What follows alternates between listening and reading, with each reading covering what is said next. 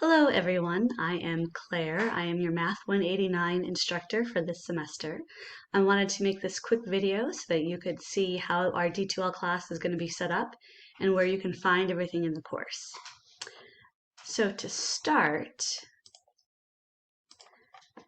to get to our D2L course, if you go into My Pima, you can put the D2L button on the launch pad. The other option is you can go to d2l.pima.edu. To add D2L to the Launchpad, just click this green plus sign, go down and click on what you want to add, then go back up, click Add, and the button will end up on your icon, on your Launchpad rather. Okay, so click on the D2L Launchpad. When you do that, you'll get to your D2L course. If you're in the morning course, that's 21568. If you're in the afternoon course, that's 21512. When you click on our course, I will have an announcement here. I'll probably send out an announcement once or twice a week on different stuff we're covering in the class. Click on Content. In fact, let me go to Student View. Click on Content. And you will see everything you need for the course. First is the ebook, right? Click on the ebook. This will take you to WebAssign. This is the same textbook that you used for 188, so you should not have to pay for it again. We are going to be working on chapters 5, 6, 7, 8, a little bit of 9, and 12. Okay. It is required for this class that you read the sections before you come to class. That will help you. My idea of the class is going to be a short lecture and then having you guys sort of do some discovery work in groups with a worksheet. Okay. Here we've got a link for chapter readings, homework assignments, and quizzes. Actually, let me go back up here first. Start here, syllabus, schedule of work. So here's our syllabus, here's our schedule of work.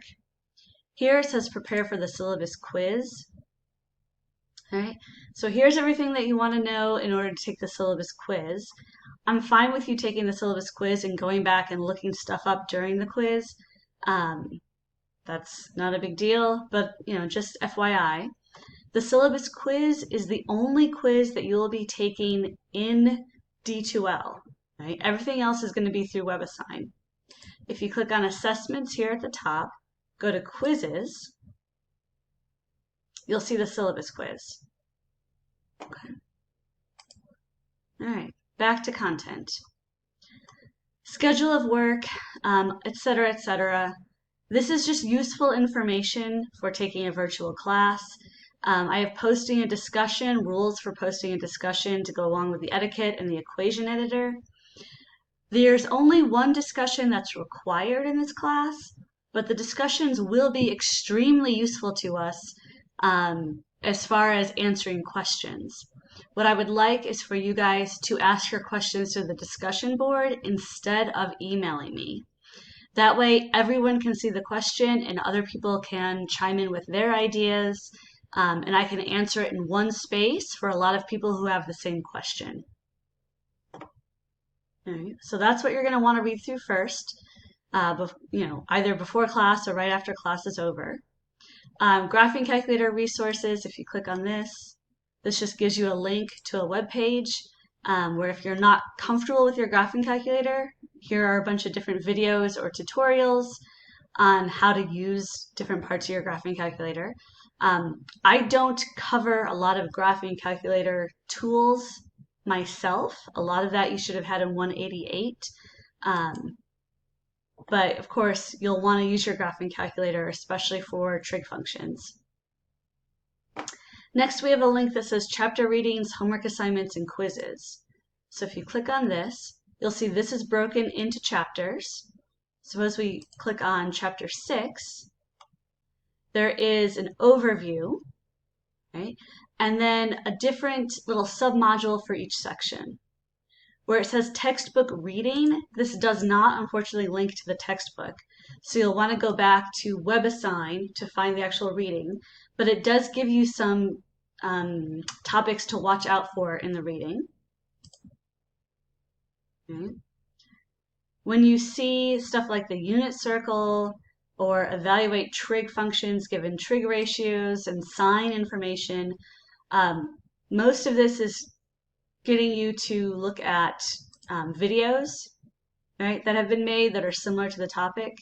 Some of them are Cengage videos, some of them are just YouTube videos, so information that's helpful. Then at the end of each section, you'll see links to homework or quizzes. If you click on the homework, this is going to be in WebAssign, but it will be linked through your textbook, right? Or I should say it's linked through D2L. So the first thing you'll want to do is sign in, so it'll link your two accounts. Then you'll go to the assignments. They're all in future right now because I haven't put in due dates yet. But you'll see there's different homework assignments and quizzes. Okay. All right. Along with homework assignments and quizzes being in WebAssign, your exams will also be in WebAssign. Let's see. Quizzes, you have 3 attempts on. Homework assignments, I'm going to give you 100 attempts. Hopefully you won't need that many. The exams, you only get 1 attempt. Okay. All right. Going back here, table of contents. So that was chapter readings. The last thing we're going to look at are class lectures with recordings and notes. So you'll see I have a folder for every class lecture. Our first class this Thursday, there are 3 entries. First is the worksheet that you're going to be working on. I'm going to provide you a worksheet every class period. At the end of class, you need to scan or take a picture of your work and submit it into the submission folder. For Thursday, 114, I've got worksheet submission folder. For later in the semester, it's just got the date and then it says assignment under that. When you click on this, it's set up so that you can upload a single file only, right? And you'll see that the worksheets are due 30 minutes within class ending. To get full credit, I really want to see that you've got most of the worksheet mostly done, right? And headed in the right direction. I'm looking for, did you make an honest attempt at the material?